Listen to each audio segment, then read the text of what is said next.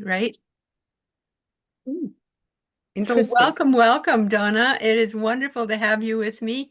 I used to have my own podcast show. I called it the Marketing Mentoress Show. So this Wow. is shades of what I used to do when I lived out in British Columbia. And No, I first got started doing online marketing, right? Because I was laid off my last job when I was 61. So I understand, if you don't mind me asking, you're in your 60s, are you? I'm 67. I'll be 68 this year. Oh Yes. my gosh. I Time know. goes fast. It seems like it was just yesterday you were 30, right? Well, I still think about it, and exactly. I Hmm. do. I feel like I'm still 30, but then I go to do something and go, the body's not 30 Yeah, anymore. don't ask me to do the splits anymore. Yeah. Yeah. So what So, inspired you to start doing online marketing? look, I guess like many of us in our 60s, well, I was 61 when I had to stop working due to health reasons. And, 61 to 67 kind of wasn't working out so well financially, just not having any form of income and superannuation. I think you guys call it your 401k, Right. um, was disintegrating and it disappeared fast, right? Because you've got to pay the rent. And then you've got to buy food, and then you've got to pay for electricity, and then, all these things start coming up. And I did have a stream of income that was quite small, but it was covering a few bits and pieces. And so, for 6 years, I was really looking for something. And 3 years in, I found something and it was good. But then a friend introduced me to this, and I just was at a point where I was desperate. Like, I literally didn't know what we were going to do. I thought we were going to be homeless.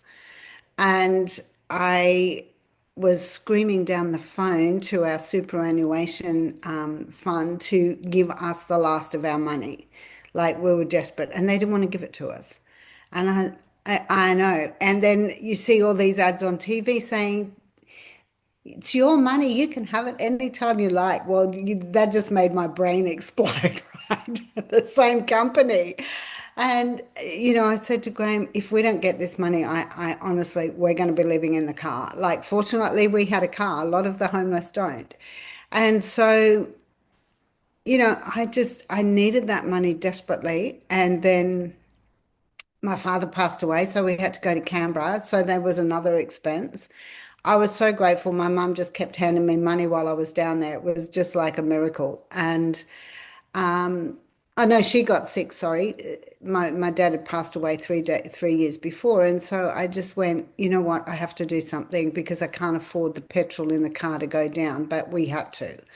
And so I said to this friend after 3 months of her nagging me to do it, Yeah. was, well, okay, I'm going to give this a go. And I scrimped it, like for those 3 months, I scrimped and saved and pinched pennies that were already pinching to fund the 900 to buy the legacy program. And then, of course, we were in the car, we were driving, we are traveling. So for a month down at my mum's and being interrupted, hospital visits, family visits, like everything going on, it was like, I have to get this up and running.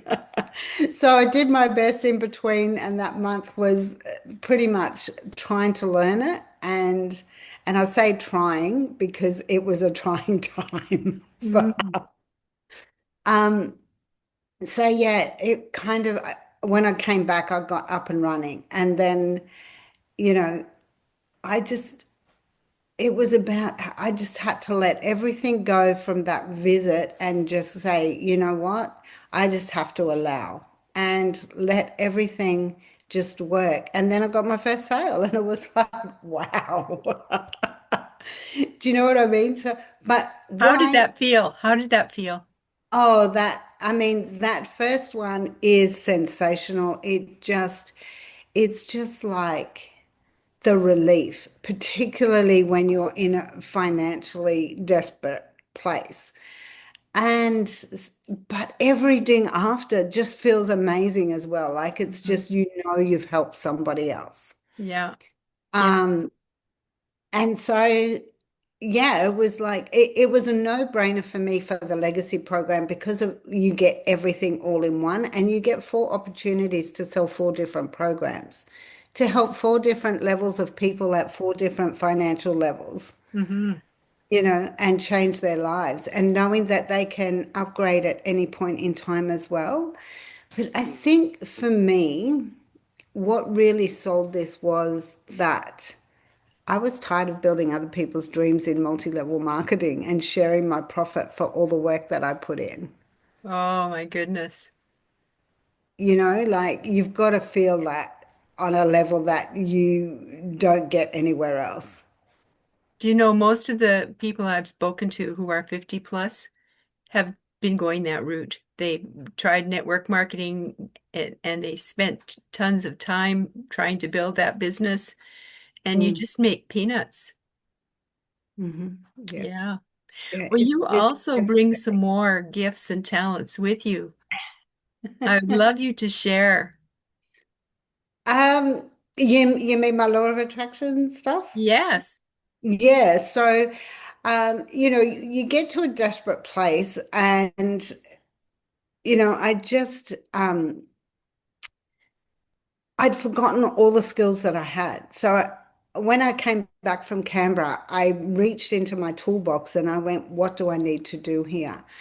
And you got to remember that when you're in a place of dysfunctional activity mentally, then that's the energy you're putting out. And so I really had to dig deep to go back to my belief clearing practitioner certification and really think about, my beliefs and what I was thinking and feeling right then. And I also went back to the work I'd done with Bob Proctor, and I mean, his strategies are so simple. I think right? You've done Yeah. some work with him too. So the strategies are so simple, and people just want to overcomplicate everything.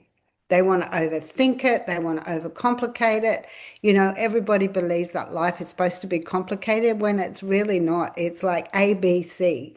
And when we start getting back to the simplicity of life and where we are and knowing what skills we've learned and implementing them again, everything changes. Like just everything changes. And I know for me, it was, I did get to a place of desperation because, like you and like many others, we'd invested in other income streams that had just fallen apart. And that's what left us in a place where I was screaming down the phone to get the last of our money out. And, you kind of go, how did we get here? Like 66 years old, how did I get here? What the heck have I done with my life? Because, we'd had it all, we'd lost it all. We had a beautiful home, we sold that, and, trying to, making every effort to invest wisely, and things just didn't work out for whatever reason. And some of it, yes, was still stuck in a box, Mhm. so it's never going to work. We all know you have to do the work to make it work. But with that said, we also, I had put in a lot of effort to have things not pan out the way that we were pitched, the sales pitch would work. And so there was a lot of loss there, and it just seemed to start snowballing. So that's why I really needed to dig deep. And I said to Graham, never again, like never again am I going to be in this position. And so when you say, I set a completely different intention with what I was going to do, how I was going to work it, what I was, the goals were different, the daily intentions are different, the affirmations are different, the energy is different, and of course, the inner me was different. Mhm. We have two images, right? We have the inside image that we hold on to ourselves. That's where we tell ourselves all these ridiculous stories that we Yeah. then believe. and the outer image that we expose to the world, that's who they see us. They see, the way that we present to the outside world. And there's a contradiction there. And when there's a contradiction between your two persons, then you don't align. That's right. And people can feel that from you. Absolutely. There's something, yeah, That's a great point, Christine, because it doesn't matter how much you try and I'm not going to say lie to the outside world, but it's like it's a lie, yeah, right? it's like a It- facade. yeah. So it Yeah. doesn't matter how much you put out there, your energy is going to precede you into any room that you walk into, any room that you walk into, even a Zoom room. Hmm. If you've just had an argument with your husband and you jump on a Zoom and you're presenting a high energy, um, you know, presentation about um, law of attraction, say, for example, then it's not going to come through. Hmm. So you know, you either have to understand how to really let that go so that energy doesn't come in. And that takes a lot of practice to do that stuff. Right. Well, I had Or to you, keep reminding myself yeah, that yes. I keep thinking, okay, why was I so happy when I was a kid? Mm-hmm. Why was I so happy I wasn't overthinking things, We and had what big do we do? dreams. We had big dreams we believed Yeah, would come true. that's right. Yeah, Yeah. exactly. And you know what? That's another thing that I did. I can remember as clear as day, like it was yesterday, when I was 7 years old, and I was sitting in my bedroom on my bed, and I don't know what happened that day. But I was in my room and I used to play this game. I'd have a box of cards, like those, when you used to go to the doctor, they'd have the little cards with your name on it. I used to have those and I used to go through and I used to pretend that I was a vet and I used to go scroll through and I'd call these people's names out and, like it was like I was the secretary. But then I went to school with a girl who was with one of the embassies. And so um, they were very well off. She used to get a chauffeur-driven car to school, and like Wow. but they were beautiful people as well. Like she was one of my best friends. And they had this beautiful home and I can remember this day I sat there, I was calling out these people's names, and then all of a sudden I went, you know what? I am never going to be poor. I am never going to go without. I am going to have a chauffeur. I'm going to have a chef. I'm going to have this house. I'm going to have because kids imagine big, right? There's no limit. And I don't know, I never thought about that again for years. But that's who I've tapped back into to rebuild this time. That 7 year old and the intention that I will have everything that I dream of. That is beautiful. Absolutely beautiful. So you've got to find that place that sets you free. Yeah, you do. So Mm. what has been, or what have you loved the most about launching your community? You have your own community, and I've been in one of your meetings and I loved it. It was awesome. Oh, thank you. Yes. I love that. A lot of these communities are relating their information to the legacy builder, and which is absolutely fantastic. But I'm drawing on my law of attraction to give people the tools that they need to bring their legacy building or digital marketing business to another level. Because, there's got to be that mindset. Hmm. So I did my first 90-day run, and that was all about, the 90-day sprint, like mindfulness. But this one, I brought in cultivating the millionaire mind because everybody when I had conversations with some of my community, and the one thing they all wanted more of was money.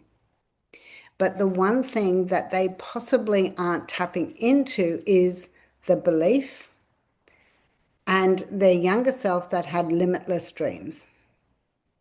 Right. I think So, that's huge, don't you?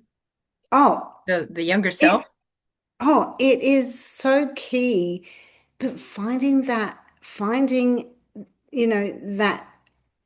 inner you, like my inner 7 year old that set me free that day, believing that I could have that. And I don't know what happened the rest of that day. The rest of that day, I don't remember. But all I know is I never really thought about that again, probably for like 40 years or so. And one day I was having a conversation with somebody and it just went off. And I was like, oh my goodness, that's where I need to be. So has your vision changed since you first started your community?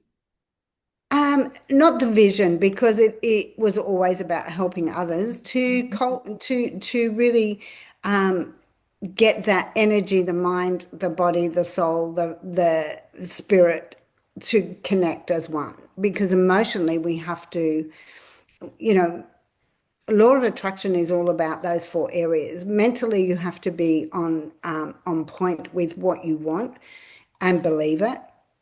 Emotionally, you have to disconnect those emotions that no longer serve you. So the trauma, the experiences that you've been through in life that don't serve you now with where you want to be and where you want to go. Um, so there's a lot of, and then you have to connect the seven senses emotionally to where you want to be. So two completely different sets of emotion, because one is the experiences that we've had, and the other is through the senses and how it makes you feel when you're visualizing the future. And then physically, we want to be acting as if, acting as if it's already here. And spiritually, we've got to have that energy that we're projecting every day. Hmm.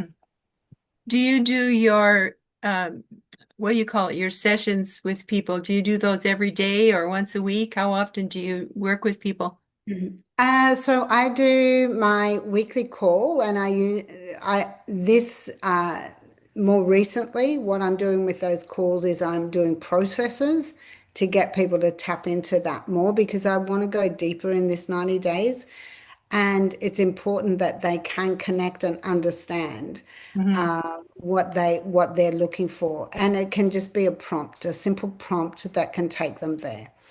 The sessions that I do, I've done a few breakthrough sessions with people in the community that have absolutely been blown away. And interesting enough, one of them has said to me at the end of the session that, and it's knowing what questions to ask Yeah. with the responses that they give, and that all came down to the belief clearing certification that I did with Dr. Joe Vitale. And so one of them said to me, and I don't know if I should say the names as such, but she had done some work with somebody who used to do mindset coaching in our community. You probably know who I'm talking Oh yeah. about. Yeah, probably.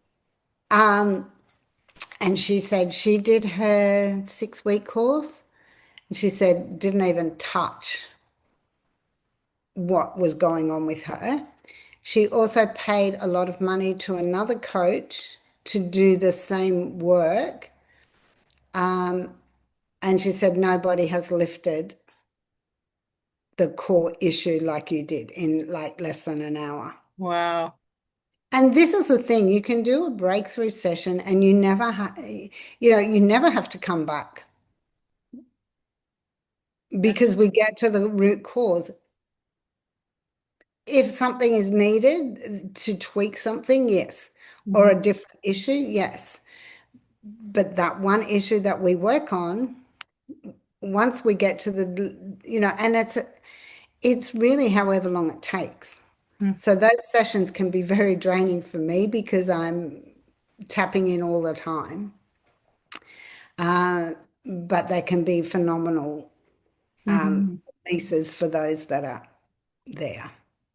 Well, I really appreciated what you shared with us the time I sat in on one of your sessions. And it reminded me so much of the law of attraction. Like years ago, when we lived in the Vancouver area, I read the book, The Law of Attraction, Hmm. and I read several books actually on that same topic.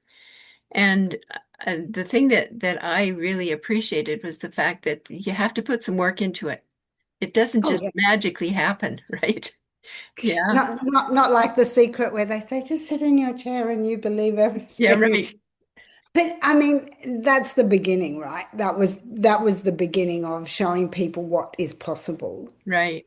But you do have to do that work every Yeah. day to make it happen. Yeah.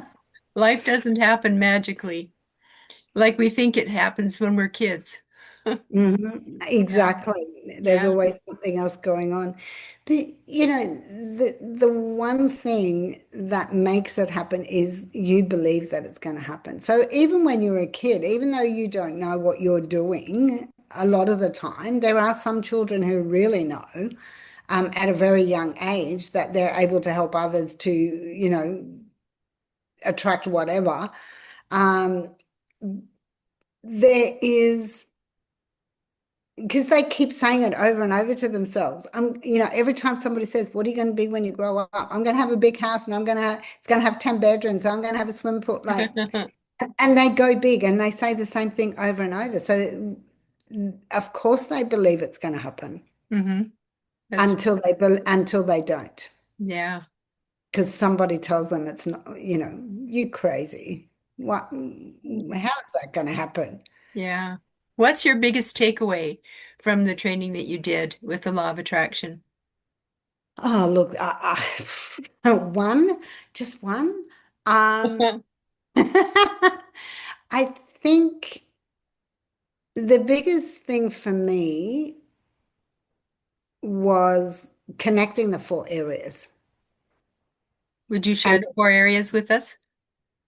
and releasing those experiences that no longer serve you. So again, it's the mental, the physical, the emotional, and the spiritual. Hmm So those four areas, like I, up until when I did that work, I really didn't understand how the emotions connected to everything that you do. hmm The trauma, even though you think you've worked through it. Like I thought I'd work through my domestic violence for years.